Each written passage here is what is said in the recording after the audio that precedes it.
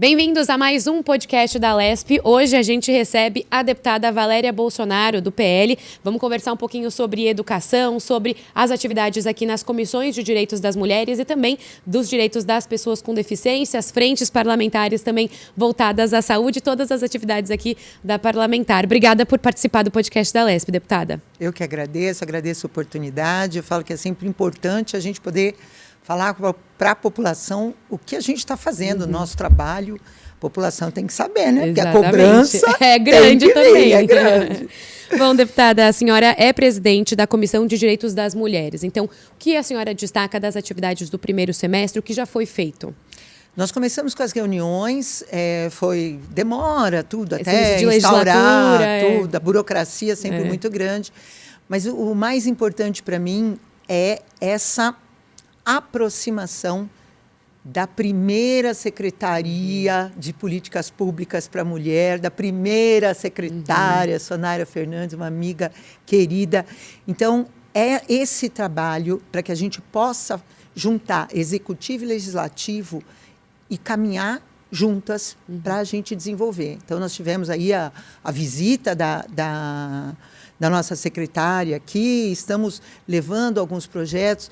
O maior desafio que eu sinto para a mulher é principalmente a mulher que está nesse ciclo de violência, né? E que a gente está trabalhando muito, inclusive junto com a secretária, é tirar essa mulher, dar condições para que essa mulher possa sair debaixo do chicote do seu agressor. Só que para isso ela precisa ter capacitação, ela precisa ter mercado de trabalho, ela precisa ter quem fique com seus filhos. Então, é toda uma estrutura que a gente está aí buscando formas, conversando com várias secretarias, para que a gente possa construir essa base de fortalecimento para a mulher. Eu acho que esse é o melhor caminho que a gente tem. Bom, a senhora falou uma questão aí muito importante, muito interessante desse diálogo do Legislativo com o Executivo para caminhar junto. E a gente teve recentemente a divulgação de dados, né, do Anuário do Fórum Brasileiro de Segurança, que mostrou aí algumas questões preocupantes de estupro, do aumento de crimes contra mulheres, crianças e adolescentes também, né, aqui, mas o foco da comissão, no caso, são as mulheres. O feminicídio e o estupro foram crimes que tiveram um aumento, mas, ao mesmo tempo, também tivemos aí um aumento no número de pedidos de medidas protetivas. Como, então, que a comissão, que o Legislativo paulista pode e deve agir diante desses números que foram trazidos agora esse ano? O que a gente tem que levar em consideração é que esse aumento ele veio por conta da pandemia, onde vários presídios foram abertos, muitos detentos ganharam a liberdade, né? As pessoas ficaram trancadas dentro de casa. Então, a gente não sabia o que estava acontecendo. Então, tudo isso não é uma coisa que veio agora, né? É reflexo do que já vem acontecendo. E o número vem aumentando. Então, agora, a gente está aí vendo, diante desse desafio, nós estamos conversando para ver que tipo de política pública que a gente vai desenvolver, como que a gente pode fazer, e buscando justamente isso, capacitação de mulheres. O Fundo Social também está muito voltado com essa parte de capacitação. Conversamos com a primeira-dama, eu e a secretária Sonária, conversamos com a primeira-dama Cristiane, para fazer justamente todo esse trabalho de capacitação, de abrir frentes de trabalho para essas mulheres. Tem um projeto da Secretaria da Mulher que está sendo desenvolvido e já vai ser lançado, ou se já não foi, não tenho certeza ainda, que é o NAIM, que é um projeto muito importante, porque a mãe que leva, por exemplo, o seu filho que é deficiente para uma entidade onde ele vai passar ali pelas terapias, muitas vezes, como é muito longe de casa, a mãe fica ali esperando para levá-la embora. Então, esse projeto faz o quê? Coloca ali, nessa instituição, alguma sala que tenha disponibilidade, vamos colocar alguns cursos de capacitação para essa mãe, enquanto espera o atendimento do seu filho, quando seu filho está ali sendo atendido, ela tenha essa oportunidade de escolher se ela quer ali fazer uma capacitação para melhorar a sua vida, procurar um emprego, procurar um trabalho. Então, nós estamos abrindo frentes para que essa mulher tenha um leque de oportunidades. que é isso que a gente precisa. As pessoas têm que enxergar que elas têm oportunidade. E é esse o nosso trabalho enquanto legislativo e executivo. É apresentar esse leque de oportunidades para que ela possa ali ver como que ela pode fazer, aonde ela pode correr. E isso fortalece para que a mulher também faça a denúncia. Porque ela se sente segura. Ela sabe que tem gente que está ali para protegê-la. Então, todo esse trabalho nós estamos fazendo em conjunto com a Secretaria de Políticas para Mulheres, estamos em conjunto com a Primeira-Dama e o Fundo Social, que também tem essa função de, além de... Vamos fazer a parte assistencialista, mas vamos dar também a capacitação. Ninguém pode ficar vivendo de assistencialismo o resto da vida. Isso não é saudável, isso não é bom, isso não traz segurança para ninguém. Então, o que a gente quer é que essa mulher se sinta segura, que essa mulher saiba que ela tem onde buscar alguma força para ela sair dessa situação de violência, de submissão, não só do seu agressor, mas também do Estado. Entendeu? Então, é isso que a gente está fazendo. Bom, a senhora também faz parte da Comissão dos Direitos das Pessoas com Deficiência, né? Vice-presidente. Foi uma comissão até que conseguiu já ter bastante reunião, já convocou autoridades e tem focado muito na questão do convênio, do descredenciamento, né, das clínicas de forma unilateral. Então, eu queria saber, desse próximo semestre, aí, desse segundo semestre, o foco vai continuar nos convênios? Qual que é o objetivo aí daqui para frente? Então, me preocupa muito... porque quando a gente fala de convênio, nós estamos falando de pessoas que têm condições financeiras, que têm condição de buscar outras formas de atendimento.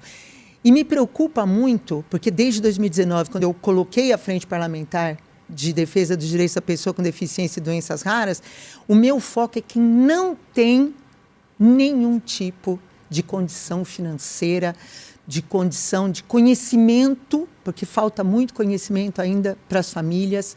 Então, o meu foco está muito voltado para essa população. Quem não tem condição nenhuma, quem não tem... A Frente Parlamentar, quando nós conseguimos levar essas frentes parlamentares para os municípios e colocar dentro das câmaras municipais, essa ponte entre o municipal e o estadual, ela foi maravilhosa, me trouxe resultados maravilhosos. Por quê? Porque o vereador que está lá na ponta, que conversa diretamente com a população, ele sente toda a necessidade e traz para o estadual, aqui para o legislativo, o que está acontecendo. E aí nós conseguimos ajudar, porque às vezes, muitas cidades, e eu gosto de fazer esse trabalho, eu sempre gostei, professora de educação infantil, como eu sou também, gosta de um trabalho minucioso, uma coisinha, um trabalho de formiguinha, e eu adoro ir nas cidades menores, onde ninguém vai, onde muitas vezes as cidades são esquecidas, essa população fica ali aquém das informações e de seus direitos. E esses vereadores me trazem ali as necessidades e a gente pode atender. Muitas vezes não é só com verba parlamentar, mas é com capacitação, é com esclarecimento. Infelizmente, é muito triste a gente saber que ainda no estado de São Paulo, municípios têm, principalmente os rurais, tem famílias que guardam os seus filhos deficientes dentro de casa. Porque tem medo, porque não tem conhecimento do seu direito, porque não tem conhecimento de que pode levar para uma escola que vai ter um respaldo. E isso é muito triste, que a criança fica ali sem nada, sem nenhum atendimento, a família sem às vezes, receber os direitos que tem, sem receber um BPC. Então, tudo isso a gente tem feito, tem levado esclarecimento, tem levado para essas famílias, porque daí a gente faz reuniões, eu levo o meu jurídico, eu levo os meus assessores para conversar com essas pessoas, com essas famílias e mostrar para elas o que está acontecendo. Que elas podem, que elas têm direito, que o Estado está ali para ajudá-las, está ali para cuidar dos seus filhos também. Isso é muito gratificante. Isso olha, eu não tenho como falar para você a alegria de você ver várias famílias conseguindo o seu direito, o direito à sua dignidade. Isso traz para mim uma alegria que, olha, eu falo que essa missão que eu recebi e esse poder que Deus me deu de poder ajudar tanta gente é fantástico.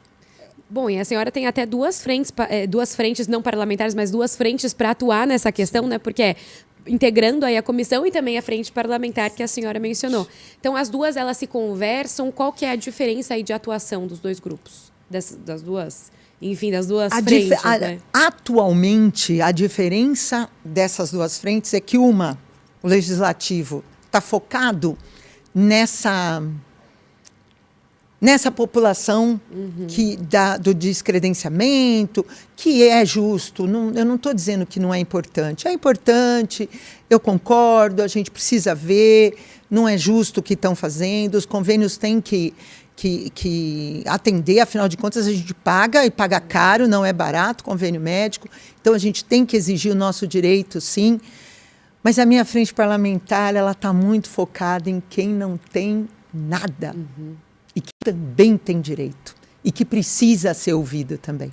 Eu tenho certeza que agora, no segundo semestre, a gente vai conseguir esse equilíbrio, a gente vai conseguir conversar melhor sobre isso e vai tocar de uma forma que a gente consiga atender a todos. Afinal, todos têm direito.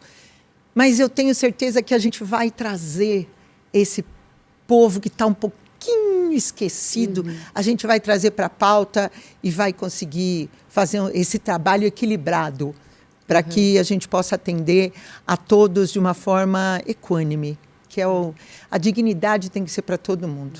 Então, o meu sonho de consumo é esse, que todos tenham atendimento. Nós vamos conseguir. Vai conseguir, tem que ter fé, né?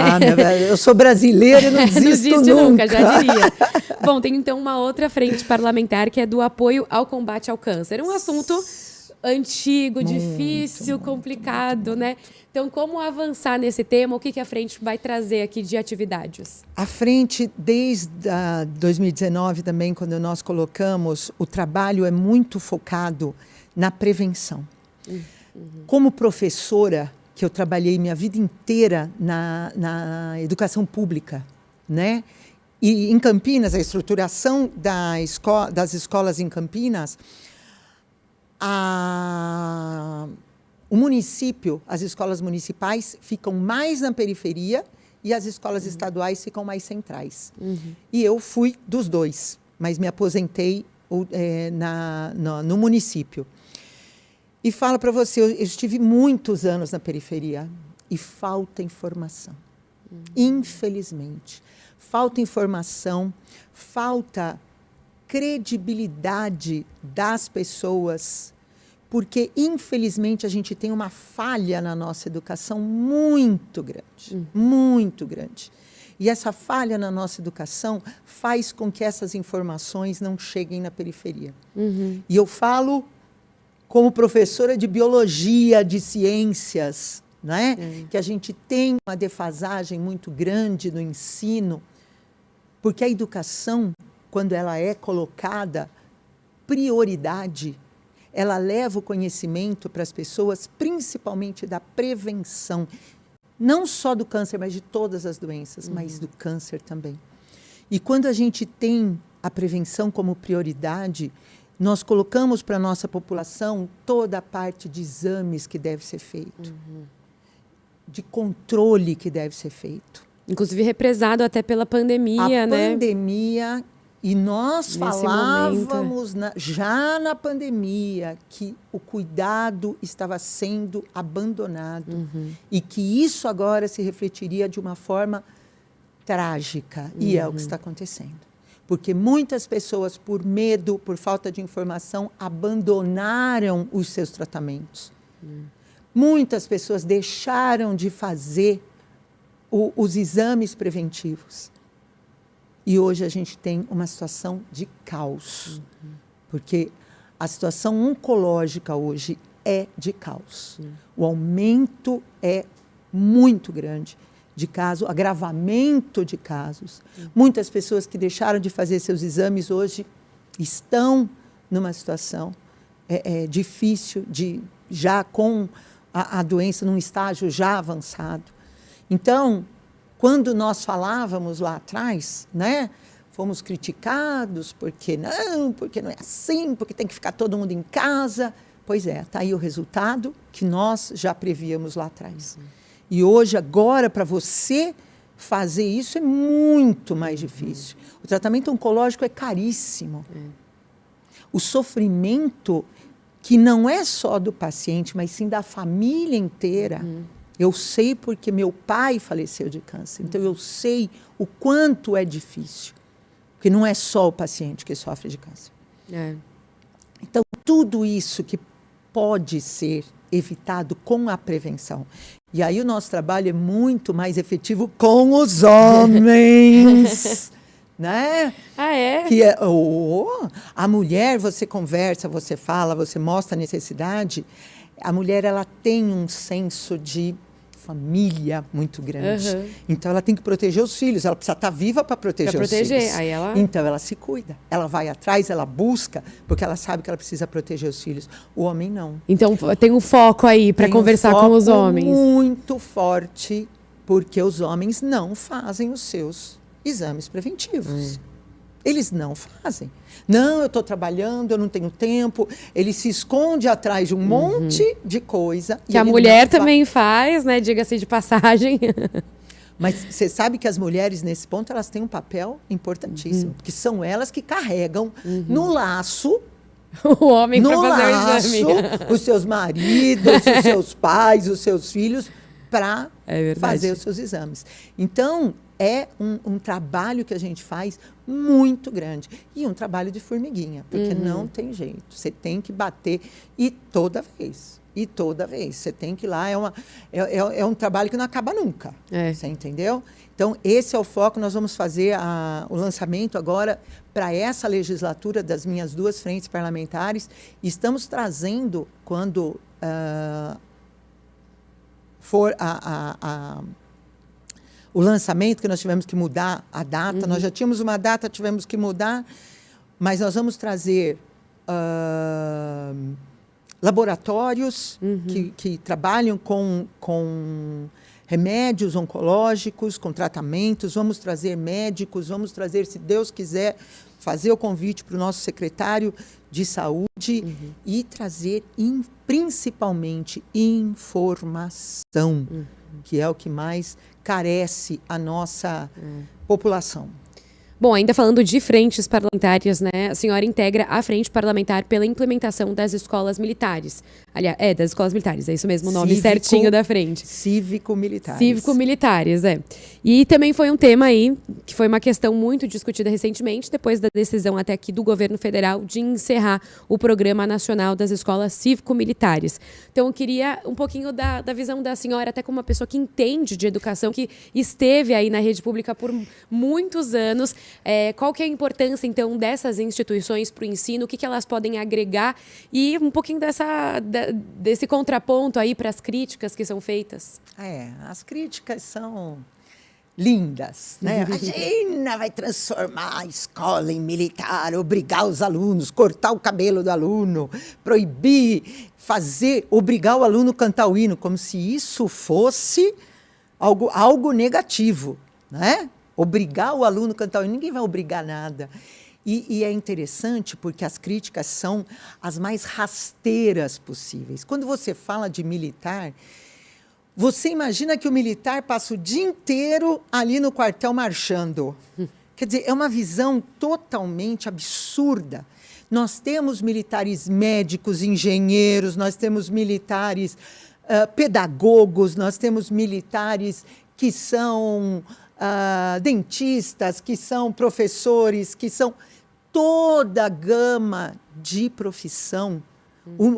A pessoa ser militar não é um limitante para ela fazer qualquer outra faculdade na carreira militar que ela tenha, porque ela é um militar, ela não está proibida de exercer né, de entrar dentro, de prestar um vestibular, entrar numa universidade, fazer qualquer curso que ela queira.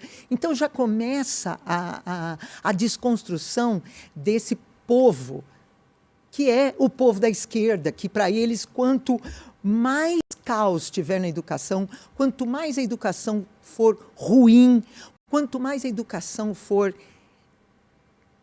escravizadora, para eles melhor.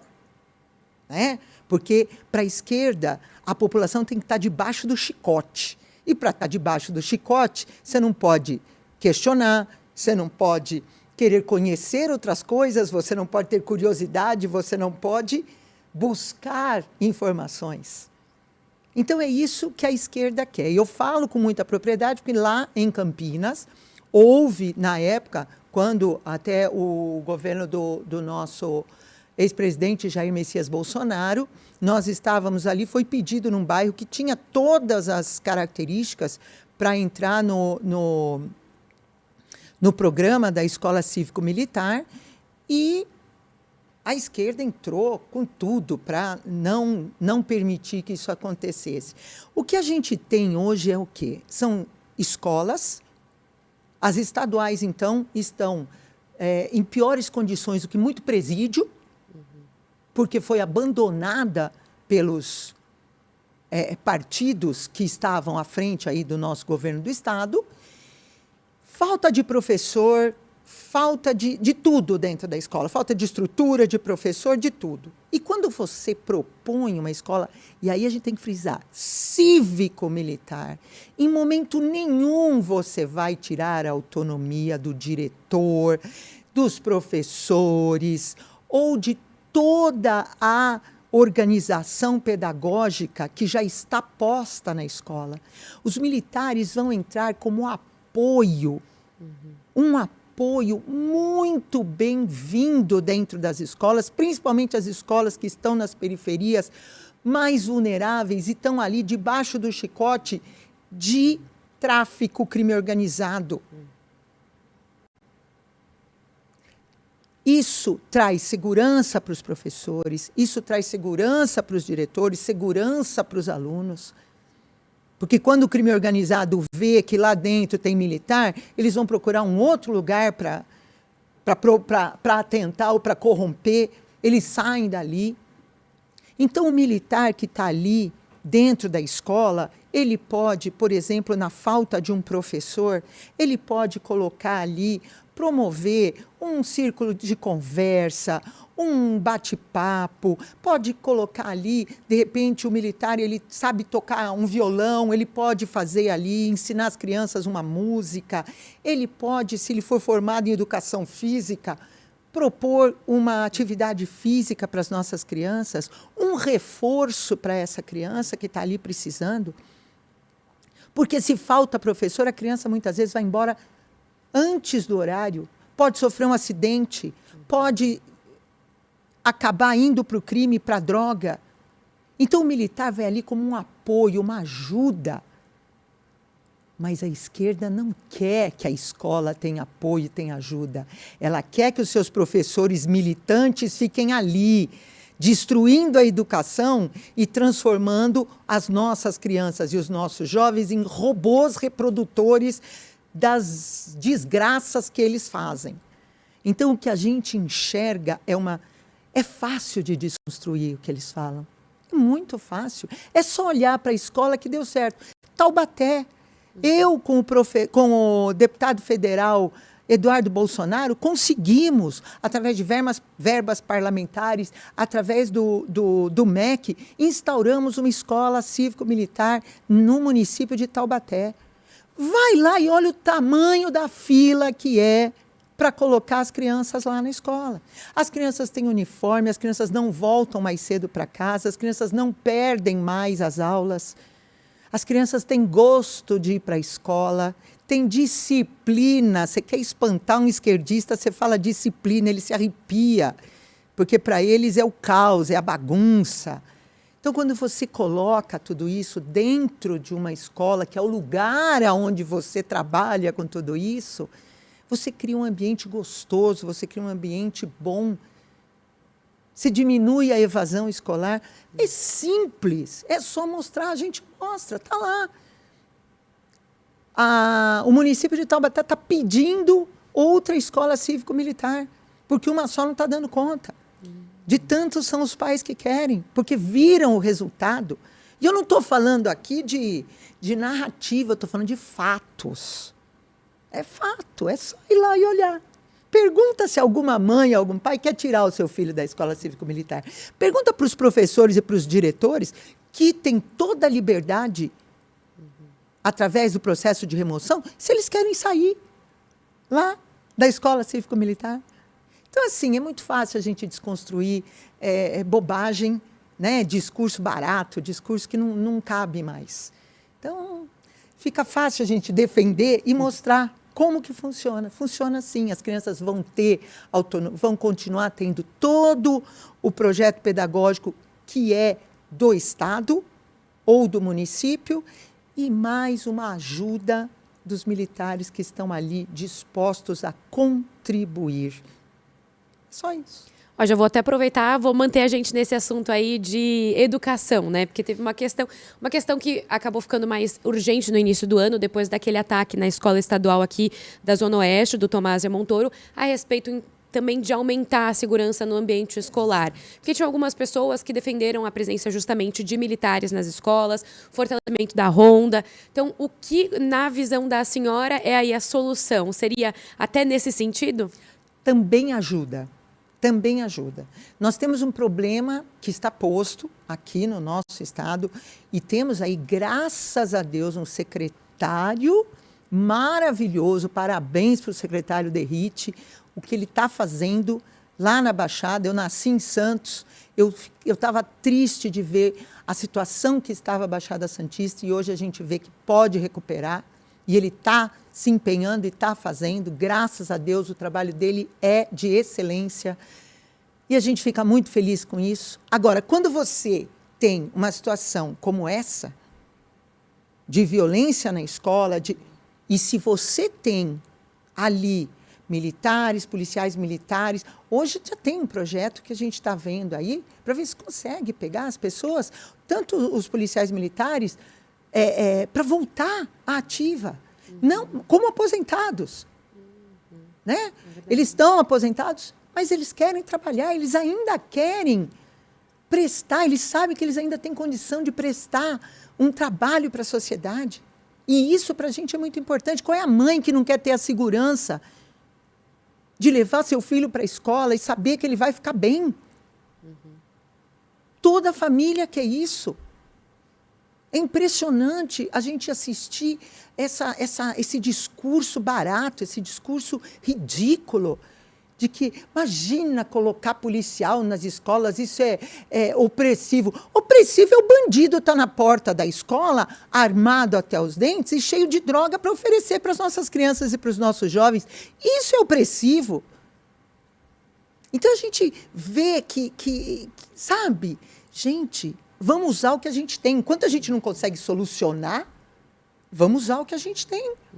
As armas que nós temos hoje são essas pessoas que, por livre e espontânea vontade, querem ajudar, querem estar ali, salvaguardando a vida das nossas crianças, salvaguardando a tranquilidade das famílias que têm que trabalhar e os seus filhos estão ali na escola, precisam ter essa segurança. É simples assim. A gente só quer que as crianças possam ir e voltar da escola, seguros, sem ter ali todo dia gente com droga mostrando. Eu já tive que entrar, como professora dando aula na periferia, eu já tive que entrar em comunidade e pedir a bênção para poder fazer a festa junina da escola. Porque se não pedisse, não podia fazer a festa junina. Olha que ponto que a gente chega. Você tem que pedir para o dono da boca do crime organizado para permitir que as nossas crianças tenham uma festa junina na escola. Isso é o fim dos tempos. Mas há quem defenda isso, porque tem interesse. Tem vários interesses. Agora, esse não é Não é a escola que eu quero para os meus alunos, não é a escola que eu quero para as minhas filhas, e é o que eu sempre falo, que eu quero para as minhas filhas, eu quero para os filhos de todo mundo. Só assim. Ainda em educação, e uma outra polêmica agora em relação aos livros didáticos, né? Esse é bom demais. A gente só aqui para explicar, para quem acompanha a gente, nós tivemos aí uma questão aqui envolvendo o governo do estado, que decidiu e ia optar por não mais aderir ao programa, né, do governo federal de pegar livros didáticos impressos e teria aí essa possibilidade de ofertar apenas livros digitais. Houve aí uma polêmica, o governo agora foi obrigado e está aí nessa questão de uma liminar, adotar, né? Exatamente, adotar de fato o programa. Então, envolvendo toda essa questão, a senhora que tem esse entendimento aí na rede ainda pública, como é que a senhora vê tudo isso? Não, para mim foi surpreendente assistir um deputado que passa 4 anos, que eu estou no meu segundo mandato, eu passei 4 anos ouvindo o deputado subir na tribuna e falar: isto é um retrocesso, aquilo é um retrocesso, não sei o que é um retrocesso. E ele defende o livro didático, porque desde 1937 São Paulo faz parte desse programa. Isso não é retrocesso, isso é o quê? Então vamos parar lá em 1937, entendeu? Daqui a pouco nós vamos voltar pro, como é que chama? Mimeógrafo, entendeu? Porque, gente, você quer coisa mais retrógrada do que livro didático? Está ali 3, 4, com a tecnologia que nós temos hoje, a informação muda a cada segundo. Você quer manter os nossos alunos num livro que tem pelo menos 2, 3 anos de notícia parada ali no tempo? Você quer coisa mais retrógrada que isso? Eu tenho N fatores para a gente discutir o livro didático. E nós vamos discutir, porque eu não vou... Isso eu ia perguntar, vai trazer também. Isso eu não vou engolir de jeito nenhum. Nós vamos discutir, sim, porque não é possível.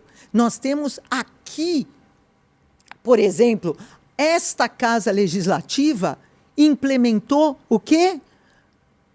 O regime sem papel. Ah, meu Deus! O governo do Estado também implementou tudo sem papel. A justiça, tudo sem papel. Mas a educação tem que ter livro didático, ou seja, papel. Cadê a narrativa da defesa do meio ambiente? Agora ela não existe mais. O pessoal que fica gritando lá na tribuna, que defende o meio ambiente, estão matando, estão desmatando. Mas fazer livro didático pode. Cadê a evolução? É o que eu falo, eles querem manter aluno debaixo do chicote. E aí você tem, né? O livro didático é o quê? Direcionamento, porque, primeiro, pode olhar há quantos anos são as mesmas editoras que estão ali concorrendo. Sempre as mesmas editoras. Não vou citar os nomes, mas que eu não quero ser processada, mas são sempre as mesmas. Isso não é lobby. Isso não é lobby político. Agora, a falta de informação que tem dentro dos livros didáticos, as mentiras que tem dentro do livro didático, aí eu abro o peito, vem, que eu mostro, porque eu tenho livro didático guardado da época que eu dava aula, e eu mostro, porque várias vezes eu trabalhando ali com o livro didático, eu tive que parar, voltar, pegar o computador, trazer o computador da minha casa para mostrar para os alunos, está vendo, ó, como está errada essa informação? Erros de português dentro dos livros didáticos. E a ideologia partidária que está explícita no livro didático. Eu desafio me trazer um livro didático que fale da época da ditadura e que ele fale sobre algum grupo guerrilheiro que tinha na época, que todo mundo sabe. Nenhum livro didático de história fala isso. porque tem ideologia partidária dentro do livro didático. Aí vem aqui subir. Não, nós precisamos de uma educação que seja igualitária. Igualitária aonde? É todo mundo sem informação. Essa é a igualdade que eles querem? Todo mundo sem informação, todo mundo sem nenhum tipo de busca de curiosidade. Livro didático limita o aluno, limita o professor. Quantos professores usam livro didático? Eu cansei de receber livro didático na escola, fica empilhado numa sala. O problema é que aqui nessa casa tinham, né, uma entrou comigo, mas tem o outro que já está aqui faz muito tempo, que só ele falava de educação. E todo mundo aceitava. Só que agora, amiguinho, mudou. Tem professora aqui dentro dessa casa legislativa. Sabe? Não é quem escuta falar e nunca pisou numa sala de aula. Especialista da educação. Ah, faça-me o favor. Especialista da educação que nunca botou o pé dentro de uma sala de aula, que está lá dentro da universidade no ar-condicionado. Vem falar comigo. Vamos discutir. Eu estava dentro da sala de aula, eu sou chão de fábrica, amigo. Conversa é outra aqui. Vai contar isso daí para os seus amiguinhos partidários. Aqui não. Não vai ficar assim. Nós vamos para cima. E eu vou provar por A mais B que isso daí é um absurdo. Livro didático é a pior coisa que existe para um aluno. Fora a saúde dos nossos alunos.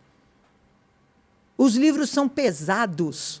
As mochilas dos nossos alunos pesam, machucam a coluna vertebral das nossas crianças. Tem vários estudos de médicos, não é de especialista, não, é de médico falando, viu? Então, nós temos várias coisas, vários pontos contra o livro didático. Você chega na escola, manda o livro didático, chega na escola, porque o livro didático ele é baseado no censo do ano anterior. Aí chega lá na sala de aula, você tem 35 alunos com 20 livros didáticos. E aí? Isso ajuda no quê? Mas isso tem gente que não mostra. Você entendeu? Uhum. E aí se coloca como grande defensor da educação. Eu não sabia que o grande defensor da educação, o deputado que se diz, que vive falando que defende a educação e que fala tanto de isso é retrógrado, ele é conservador, ele quer conservar o livro didático, entendeu? Agora a esquerda agora virou conservadora. Ai, que lindo! Eu fico extasiada com essas coisas, entendeu? Ainda em educação, né? Vamos continuar nesse tema. Tem uma possibilidade aí de uma PEC que o governador pretende enviar aqui para casa. Dizem aí que seria nesse segundo semestre. Ainda não está muito explicado, muito detalhado, mas seria de passar aí 5% dos investimentos obrigatórios da educação para a saúde. Então, como que a senhora vê essa possibilidade? Na realidade, todas as conversas que eu tive, todas as vezes que eu escutei o governador falar, em nenhum momento ele falou de tirar da educação e colocar na saúde. Ele fala de deixar flutuante. Uhum.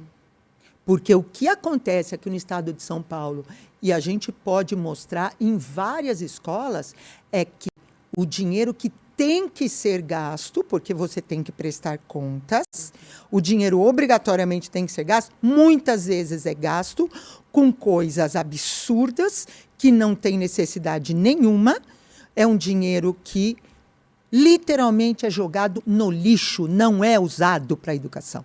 Não é. E as pessoas sabem disso. E ali falta para a saúde. Então, o que o governador propõe é que esse dinheiro fique ali flutuante. Não tem necessidade, naquele momento, para a educação e tem necessidade para a saúde, vamos investir na saúde. Uhum. Agora, aonde está o absurdo nisso? O estado de São Paulo é o único que obriga 30%. Todos os outros estados estão com a educação ruim? Uhum. Será? Vamos fazer uma conta? Vamos fazer... Aí ninguém quer. Vamos pegar um instituto sério e fazer um levantamento? e ver se os estados que aplicam só 25% na educação, se eles estão com problema de educação? Se eles estão com o IDEB baixo? O problema não é a quantidade de dinheiro, mas sim como ela é aplicada. E é isso que aqui no estado de São Paulo a gente precisa reverter. Porque ficamos por muitos anos, colocando dinheiro errado na educação. O duto não era reto, tinha muitos braços para escapar. Você entendeu? E aí acontece esse tipo de coisa. Agora, quem não está preocupado com isso, a pessoa que afirma que está tirando, desconstruindo a educação, está mentindo. E eu gostaria de perguntar para essa pessoa, a saúde não é importante? Não é prioridade?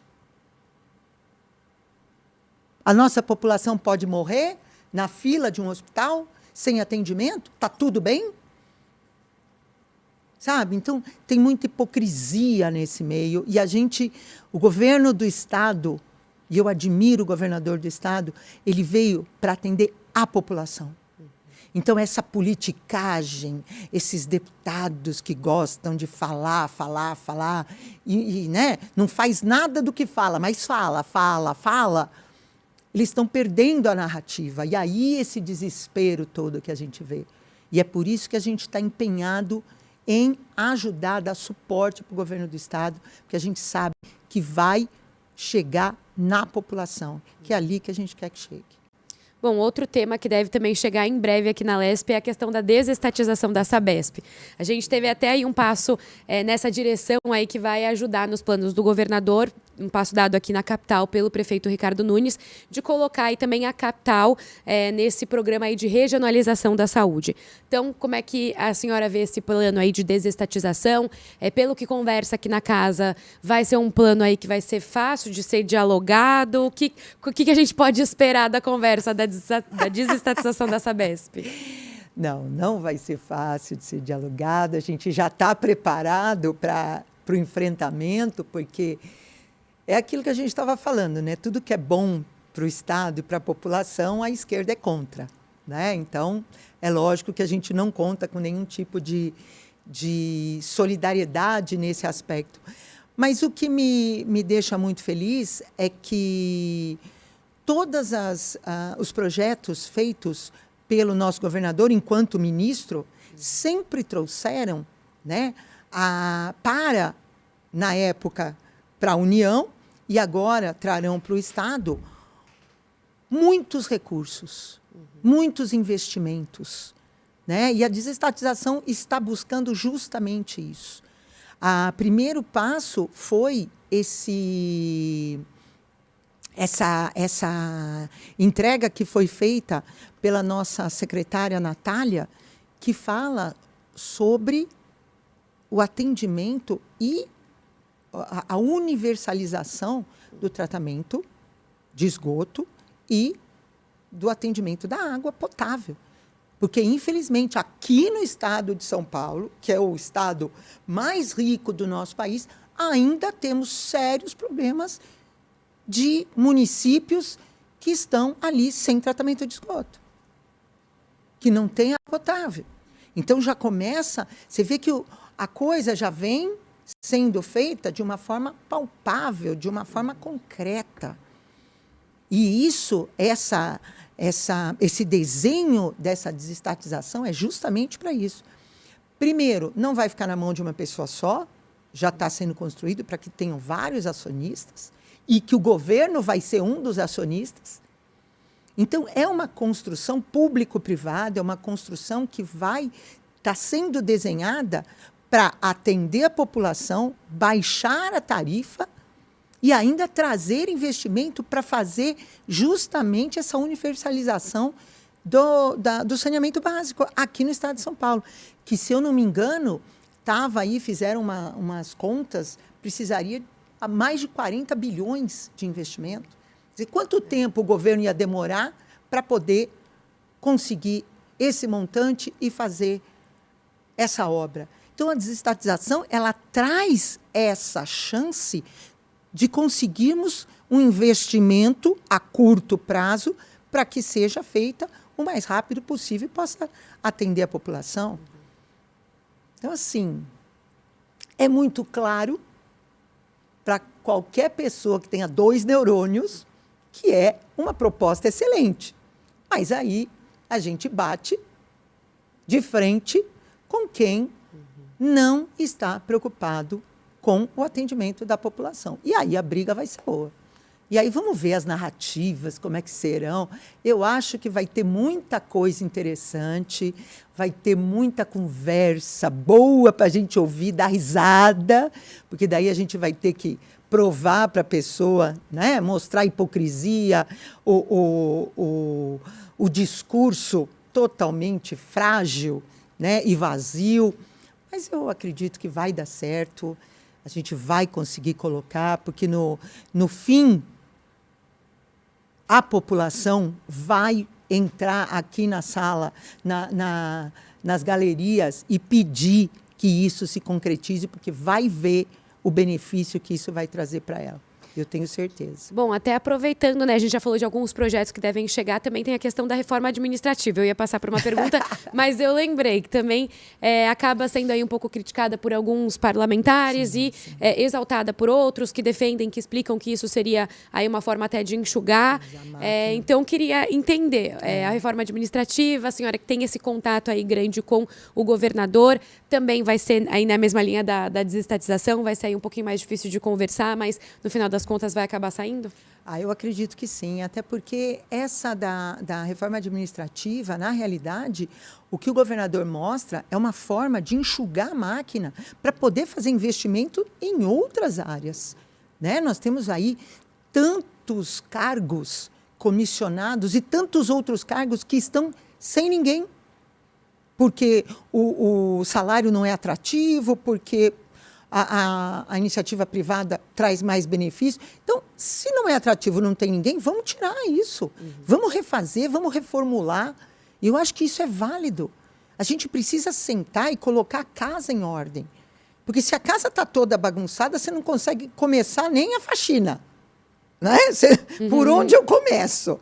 Então, precisa fazer esse levantamento que está sendo feito já por todas as secretarias, o que a gente, desde o início, quando eu vou visitar os secretários e a gente conversa muito, todos eles estão levantando, todas as secretarias, o que está acontecendo, o que tem, o que não tem, o que pode ser mudado, como que pode ser feito. Então, eu acho que é válido que nós façamos uma reforma. Nada melhor do que agora, esse é o momento. Nós tivemos aí praticamente 30 anos de um único partido aqui dentro.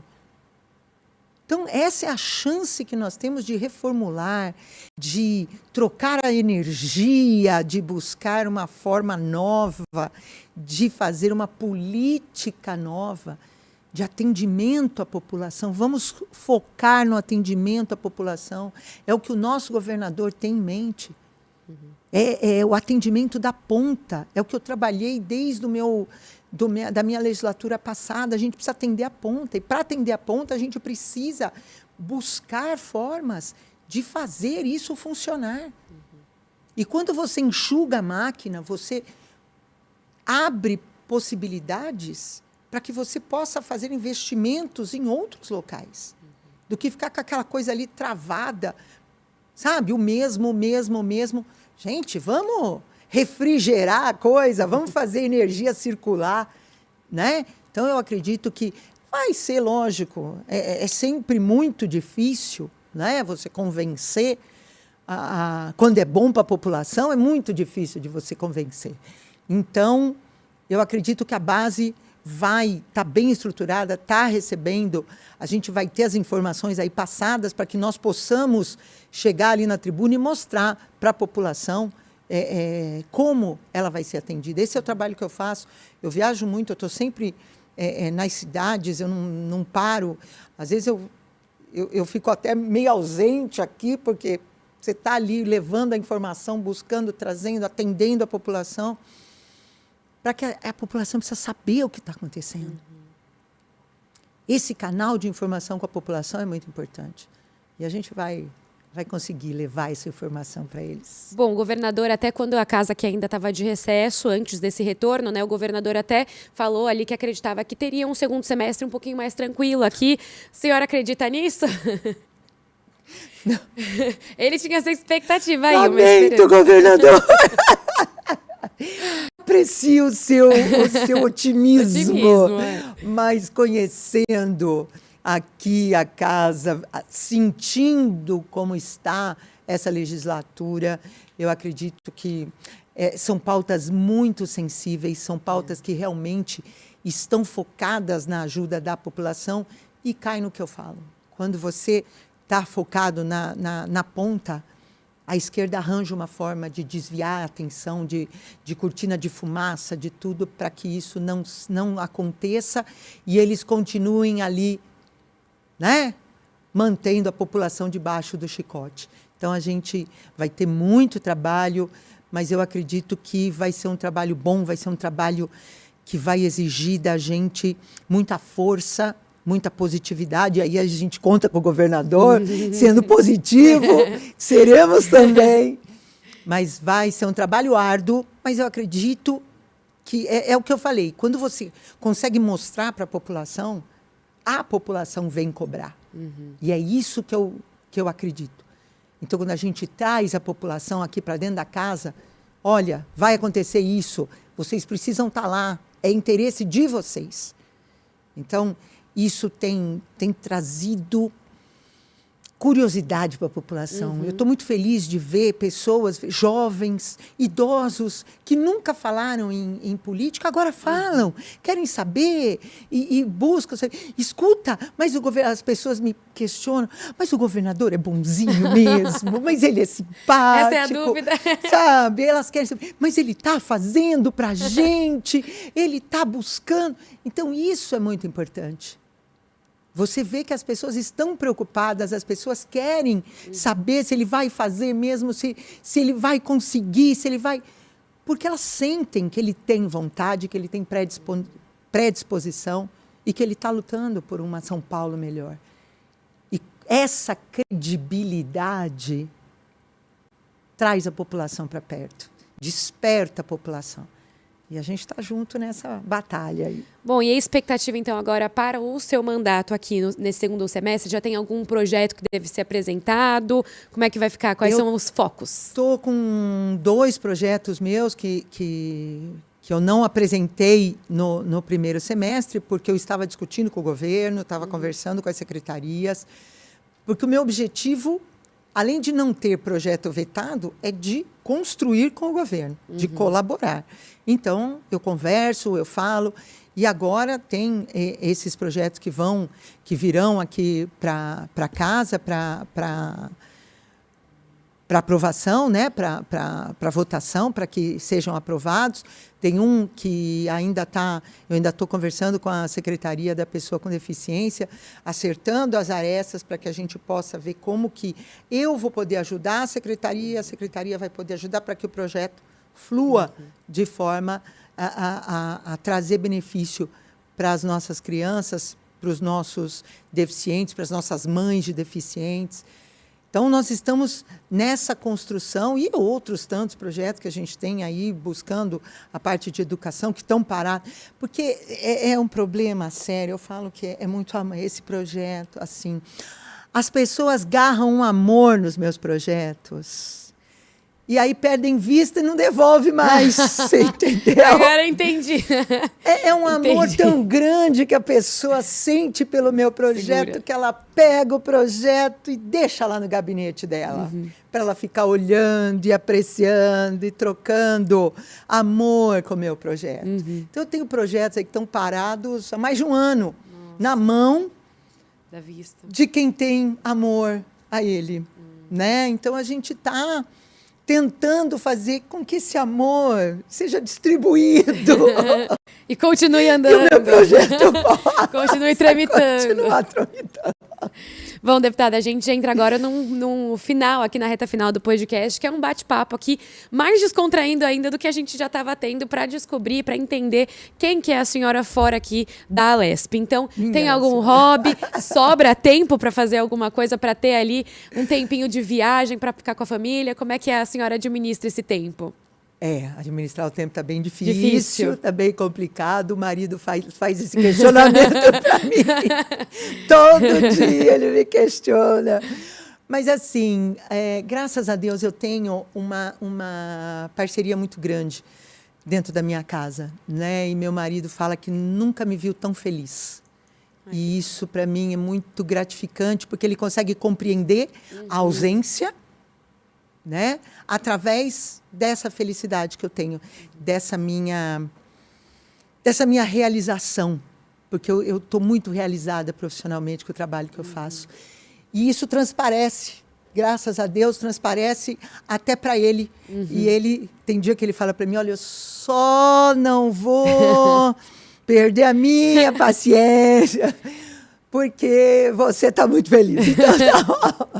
Então, assim, essa parceria, graças a Deus, são 31 anos de casada, então são 31 anos, não, 34, porque teve 3 de namoro, são 34 anos de muita parceria, de estar ali muito próximo, muito junto, e hoje ele consegue compreender essa distância maior, porque ele vê a minha realização e ele respeita isso, ele me ajuda muito nisso, ele colabora, a gente conversa em casa. As minhas filhas, graças a Deus, né, coisa mais linda da mamãe, elas ficam loucas, porque eu falo na frente de todo mundo, elas querem me matar. Uma já está com 27 para 28 anos, a outra tem 21, e eu falo que são a coisa mais linda da mamãe, são a razão da minha vida, são a razão da minha batalha diária, são por elas que eu falo que eu mato, que eu morro, que eu me divido em 39 milhares de pessoas para poder fazer e mostrar esse exemplo de batalha diária, de conquista, de que a gente, tudo que a gente quer na vida, a gente tem que buscar, a gente tem que conquistar, a gente tem que correr atrás. E eu acho que elas estão enxergando isso. Alguma delas talvez vai seguir aqui pela política também? Não, acho que não. Vamos deixar para você então, essa parte. Deixar essa parte para mim. Mas elas compreendem. E isso me deixou muito feliz, porque elas não tinham essa visão e hoje elas têm uma visão muito grande do que é a política, de como funciona e de como a coisa anda, né? Então, assim, eu desisti de fazer planejamentos de viagens, assim, porque não tem como. A vida não permite, você tem que estar o tempo todo trabalhando e, assim, de vez em quando dá um tempinho, a gente dá uma fugida, faz uma viagem até inesperada, vamos de sopetão, e aí a gente faz alguma coisa. Virou uma agenda espontânea, exato, uma vida espontânea. Exato. Vamos fazer, hoje dá para passar o final de semana, vamos correr antes que apareça alguma coisa. E aí a gente tenta fazer alguma coisa. Eu tenho 2 cachorrinhas que são a coisa mais linda, são presentes de Deus, que me ensinam todo dia o que é o verdadeiro amor, amor de entrega, amor de não esperar nada em troca, o que é você, né? Lição de amor. Todos os dias eu tenho ali minhas 2 piludinhas. E foi o que ficou em casa, porque as 2 filhas foram embora. Agora tá o ninho vazio, né? Estão seguindo suas vidas e a mãe está lá e o pai também. Olha para o quarto, não tem ninguém lá, né? Mas tem as piludinhas ali que a gente se consola e elas nos consolam muito. Mas, assim, o maior hobby que eu tenho é de estar com a minha família, de estar com o meu marido, com as minhas filhas, de estar junto, a gente se diverte junto, a gente dá risada junto, a gente sofre junto, mas nós 4, 6 com as piludinhas, graças a Deus, nós temos uma cumplicidade muito grande. E isso é o maior orgulho da minha vida. A família que eu construí, que eu tenho ali dentro da minha casa.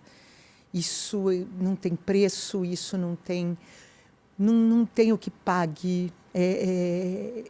Eu morro de orgulho de ver minhas filhas traçando a vida delas. Eu morro de orgulho de ver elas saindo debaixo da minha asa e conquistando, e elas enfrentando trabalho, estudo e buscando a vida delas. Eu morro de orgulho do marido que eu tenho, de me entender, de aceitar dessa nossa vida que virou de cabeça para baixo, porque eu saí da sala de aula e vim parar aqui, coisa que eu nunca imaginei na minha vida. Eu falo que eu vou escrever um livro Deputada por Acaso, porque na minha trajetória foi isso que aconteceu. Se a senhora puder explicar até como é que foi essa saída aí da sala. Explico! Para a gente saber já a sinopse do Deputada por Acaso. Antecipar. Eu estava dentro da sala de aula e, de repente, um partido me convidou para sair para vereadora, né? Eu nunca tinha me vinculado a nenhum tipo de partido, nem nada. O parentesco do meu marido com o nosso presidente Jair Bolsonaro, eles são primos, mas são primos, têm uma distância, e o nosso presidente, ele foi para o Rio de Janeiro, ele fez a vida dele todinha no Rio de Janeiro. Então, a distância é muito grande, né? Primo já não tem lá tanta intimidade, ainda em estados diferentes. Mas quando o Eduardo saiu a deputado federal por São Paulo, aí sim, ele mandou para a gente todo o material do filho, e nós fizemos a nossa campanha ali do nosso jeito, em Campinas, falando com as pessoas e etc.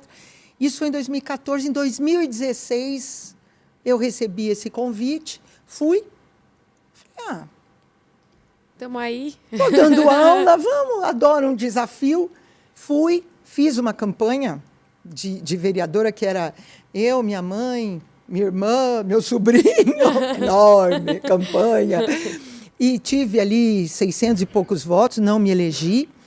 Mas aí sim, fui atrás fui para Brasília conversar com na época, deputado federal, e falei para ele que eu estava saindo aqui como vereador. Ele, poxa, que legal. Pô.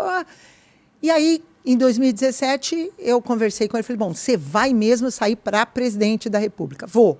Falei, beleza, então eu vou sair para deputada estadual, para que as pessoas na minha cidade conheçam o meu nome, e quem sabe em 2020 eu consigo ser vereadora, porque eu não tinha conseguido em 2016. Falei, quem sabe eu consigo? E foi isso que eu fiz. Fiz uma campanha totalmente barata, não tinha, com mais recurso meu do que qualquer outra coisa. O meu comitê de campanha era dentro do meu Fox. Eu tinha um Fox branco. Então as pessoas perguntavam, onde é seu comitê ali, naquele Fox estacionado ali? Porque era ali no porta-mala que eu tinha o meu material de campanha todo, cabia dentro do porta-mala do meu Fox. E eu fui fazendo campanha, e no meu marido no celular, postando as coisas e falando. A pergunta que eu mais respondo até hoje, você é parente do Jair Bolsonaro? Aí eu explico, meu marido é primo do Jair Bolsonaro, eu sou casada, por isso que eu tenho o nome, mas eu tenho o nome, está no meu documento, está no RG. E aí fui fazendo assim. E no dia 7 de novembro de 2018, estamos nós na minha casa, com a certeza de que eu não ia ganhar.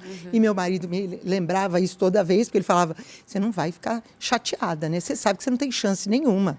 Deputado estadual foi ex-vereador, ex-prefeito, já está na política. Eu falei, fica tranquilo, eu sei, eu só estou fazendo para quem sabe, né? Na próxima, de vereadora. E está tudo bem, a gente está vendo lá, abril, 35 mil votos, eu já quase caí das pernas, falei, meu Deus, o que é isso? Bom, no final das contas, uma amiga liga para mim e falou assim, Valéria, entra na UOL que já está lá, os deputados eleitos estão com um pontinho vermelho na frente, o seu nome tem um pontinho vermelho na frente. Falei, você está de brincadeira, não é possível, imagina. E aí meu marido bate lá 54 mil votos. Nossa. E cacetada. Nós entramos na UOL, estava meu nome e o pontinho. Eu falo isso até hoje, eu me lembro. O pontinho vermelho, eu estava eleita. Eu olhei para a cara do meu marido e comecei a chorar. Eu falei, e agora? Ele, você é louca? E agora? Eu falei, eu não sei o que eu vou fazer. E eu tô aqui. Está aqui, segundo mandato agora. Você entendeu? Foi assim, por isso que eu vou escrever meu livro. Muito legal. E aí, volta aqui depois no podcast e a gente conta um pouquinho também sobre o livro. Deputada, obrigada aqui pela conversa. Obrigada. Foi muito bom a gente entender aqui. Uma conversa muito boa. Eu agradeço a participação aqui no podcast da LESP. Agradeço muito. Você é muito simpática. Obrigada. Obrigada, muito descontraído, muito gostoso. Adorei. Estou sempre à disposição. A gente vai chamar de novo, então.